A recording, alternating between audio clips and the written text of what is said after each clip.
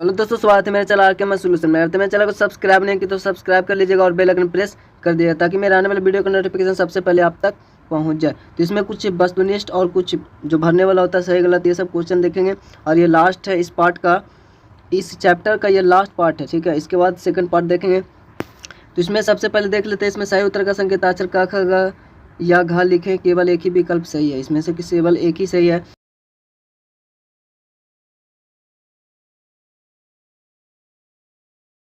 हैं ठीक है, तो गाय पौधा नहीं है, मनुष्य पौधा नहीं है, बकरी पौधा नहीं है, तो क्या होगा? आम होगा। ठीक है, रेशेदार फसल कौन है? तो सूर्यमुखी नहीं है, चना नहीं है। आपका कपास देखे तो खरीफ फसल ही है। ठीक है, तो ये एक रेशेदार फसल है। ठीक, इसे रेशा निकाला जाता है। पुनरोपण विधि से बीजारोपण होता है। गेहूं, मसूर, मक्का। तो पुनरोपण धान में होता है। ठीक है, धान को एक बार रोपा जाता है, फिर उसको फिर से जैसा मोरी होता है ना, मोरी काटा जाता है, फिर से मोरी रोपा जाता है। तो इस तरह से ये धान में होता है। गेहूं में ऐसा नहीं होता है, नहीं मसूर में होता है, नहीं मक्का में नहीं होता है।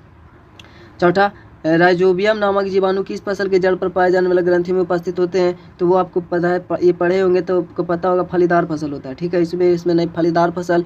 ठीक है, उसके जड़ में जो गांठ होते हैं उसमें राइजोबियम पाया जाता है। फसल चक्रण से मिट्टी की उर्वरता बढ़ती है। फसल चक्रण किसको कहते हैं? तो जब किसी भी दो फसल लगाने के बाद फलीदार फसल को लगाना ही क्या फसल चक्रण कहते हैं। खरपतवार का उदाहरण क्या है? तो मसूर खरपतवार नहीं है, जूट नहीं है, तो गाजर घास होगा। ठीक है, ये खरपतवार है जो ऐसे ही खेतों में उगाता है। फसल के अनाजों को अलग करने की प्रक्रिया को क्या कहते हैं? तो फसल को अनाज से अलग करने की विधि को हम लोग पढ़े थे इससे पहले, इसका डिफिनेशन भी देखे थे। दौनी या थ्रेसिंग कहते हैं, तो ये दौनी आपका आंसर होगा। पीड़कनाशी गुण पाया जाता है तो नीम के पत्ती में, तभी इसको अनाज का भंडारण करते हैं उसमें इसका यूज किया जाता है क्योंकि ये पीड़कनाशी होता है। ठीक है, रासायनिक धूमन का प्रयोग किया जाता है पीड़कों को नियंत्रण में। ठीक है, जो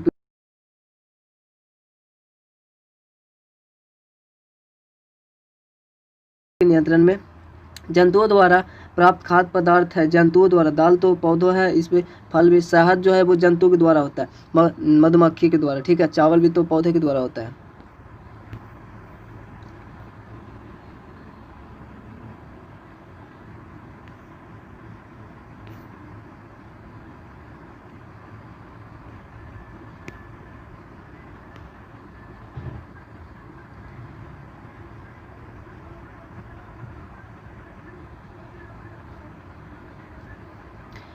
और ये देख लेते हैं दूसरा, सही उत्तर का संकेत क लिखें। एक से अधिक विकल्प इसमें सही है। तो परपोषी का उदाहरण यानी कि जो स्वयं भोजन नहीं बनाता। गुलाब का पौधा है तो बनाएगा। कवक जो होगा वो स्वापोषी नहीं होता है। ठीक है, यहाँ तक कि हम लोग भी स्वापोषी नहीं है। ठीक है, अमरबेल का पौधा यानी कि पौधा है तो ये स्वापोषी नहीं है।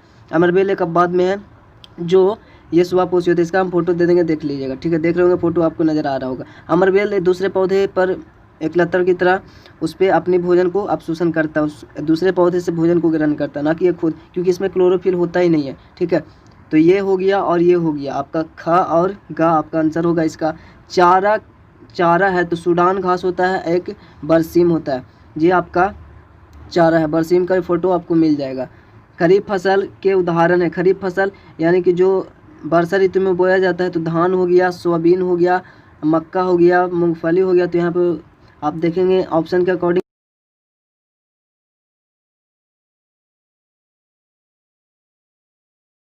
अपघटन, तो मिट्टी में अपघटन कौन कौन होता है? जो सड़े गले जीव जंतु पेड़ पौधों को अपघटन करता है। तो केचुआ नहीं, कवक और जीवाणु, ये सब छोटे छोटे जीव है जो सड़े गले पेड़ पौधे जीव जंतु को अपघटित कर देते हैं।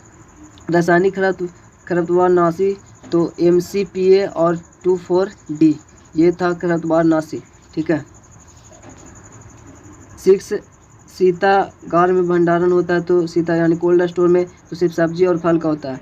तो सब्जी हो गया, अनाज का नहीं होता है, फलों का होता है। ठीक है, ये नहीं होगा, ये भी ऑप्शन नहीं होगा, ये गलती से टिक मारा हुआ। ठीक है, और ये तीसरा है, रिक्त स्थानों की पूर्ति करे। तो भोजन से हमें क्या प्राप्त होता है? भोजन से ऊर्जा प्राप्त होती है। रबी फसल को शीत ऋतु में लगाया जाता है, खरीफ फसल को वर्षा ऋतु में, और जो ग्रीष्म फसल उसको गर्मी के दिनों में लगाया जाता है। मिट्टी की सबसे उपजाऊ परत को शीर्ष मृदा कहा जाता है। ठीक है ना, जो उपजाऊ परत होता है मिट्टी का उसको शीर्ष मृदा कहा जाता है। खेतों की जुताई करने से मिट्टी का वायु संचालन बढ़ जाता है। ठीक है, क्षतिग्रस्त एवं रोग युक्त बीज जल की सतह पर तैरते हैं। जो भी खराब बीज होगा इसके द्वारा किसान बीजों को छाटते हैं, ठीक है। तो जो खराब होता है वो तैरते हैं। उर्वरक का भंडारण, परिवहन तथा इसका प्रयोग आसान होता है, लेकिन जो खाद होता है उसका भंडारण या परिवहन आसान या प्रयोग नहीं होता है। छिड़काव तंत्र से सिंचाई करने में जल की बर्बादी नहीं होती है, ठीक है ना, यानी कि जल की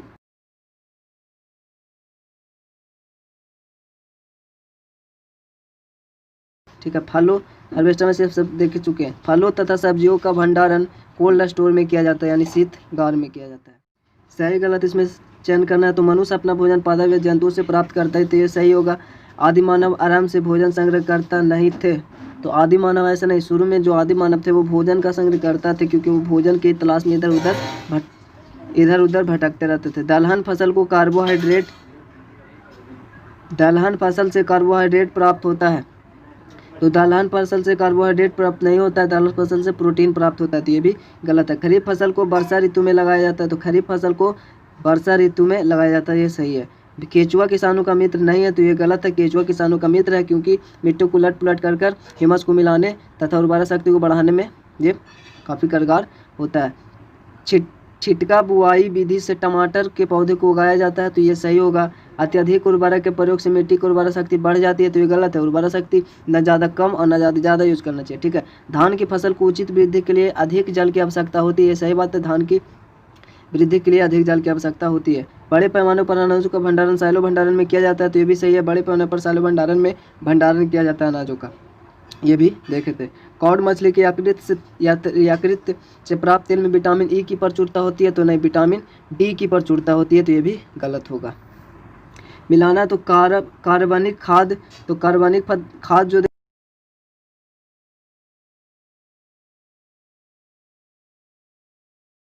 सब होते हैं। चारा फसल तो सूडान घास, यहाँ पे ऑप्शन के अकॉर्डिंग होगा। खरपतवारनाशी जो होता है वो 2,4-D होता है, ठीक है, खरपतवारनाशी होगा। और उर्वरक जो होगा वो NPK यानी नाइट्रोजन, फास्फोरस और पोटेशियम होगा, ये होगा उर्वरक। पीड़कनाशी होता है ये DDT, और ये होता है खरपतवारनाशी 2,4-D, और ये DDT जो होता है वो पीड़कनाशी होता है यहीं पर। अब ये सब जो है इसका कारण बताना। केचुआ किसानों का मित्र क्यों कहा जाता है, तो केचुआ जो होता है वो मिट्टी को उलट पुलट कर ह्यूमस को मिलाने का काम करता है, जिससे उर्वरा शक्ति बढ़ती है, इसीलिए इसको केचुआ का मित्र कहा जाता है। खेतों के बीजारोपण की सीड ड्रिल मशीन से करना चाहिए, क्योंकि इससे पानी की बर्बादी को रोका जाता है, ठीक है, इससे पानी की बचत होती है, ठीक।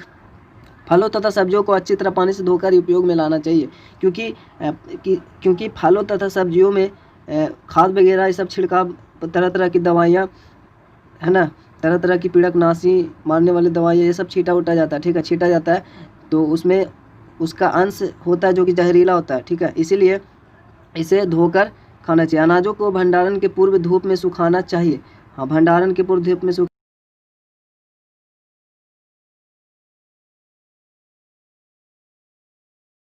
वो इस पर अटैक ना कर सके, ठीक है। तो वीडियो को यहाँ प्रिंट करते हैं, मिलता है आपसे अगले वीडियो में, ठीक है। चैनल को सब्सक्राइब नहीं तो सब्सक्राइब कर लीजिएगा, और एक कमेंट जरूर कीजिएगा, लाइक भी कर दीजिएगा। तो चलिए मिलता है आपसे अगले वीडियो में, तब तक के लिए जय हिंद, जय भारत।